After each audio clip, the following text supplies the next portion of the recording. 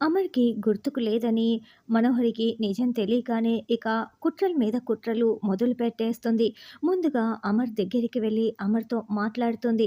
తర్వాత అమర్‌ని చెయ్యి పట్టుకొని దగ్గరుండి మెట్లు దించి తీసుకువస్తూ ఉంటుంది.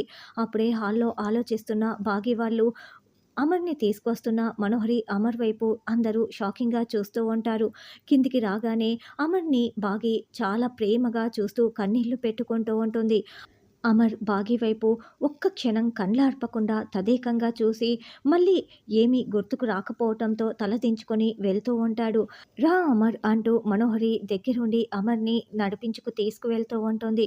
తర్వాత బాగి ఆయనకి గతం గుర్తుకొచ్చిన మరుక్షణం, "నీ సంగతేంటో నువ్వు ఆలోచిస్తున్నావా మనోహరి?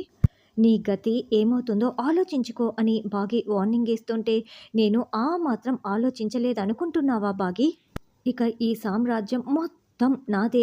మీరందరూ ఇక నా దయ దాక్షిణ్యాల మీద బ్రతకాలి." "అవును, అరుంధతి ఎక్కడా?" అని మనోహరి ఆరు ఫోటో దగ్గరికి వెళ్తుంది. బాగి చాలా కోపంగా వింటూ చూస్తూ ఉంటుంది. పిల్లలందరూ రాథోడ్ కూడా చాలా షాకింగ్‌గా మనోహరి మాటల్ని వింటూ ఉంటారు.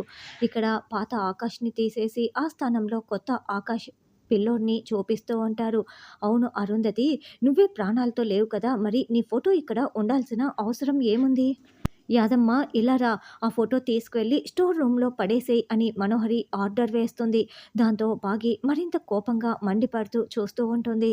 "ఏం మాట్లాడుతున్నావు మనోహరి" అని బాగి నిలదీస్తూ ఉంటే, "చచ్చిన వాళ్ళ ఫోటో ఇంట్లో ఉండటం ఎందుకు బాగి" అని మనోహరి అంటుంది.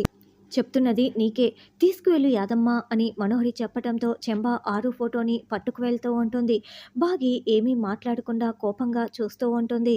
మరి మనోహరి అరాచకాలకి అడ్డుకట్ట పడేదెప్పుడు అన్నది రానున్న ఎపిసోడ్‌లలో తెలుసుకుందాం.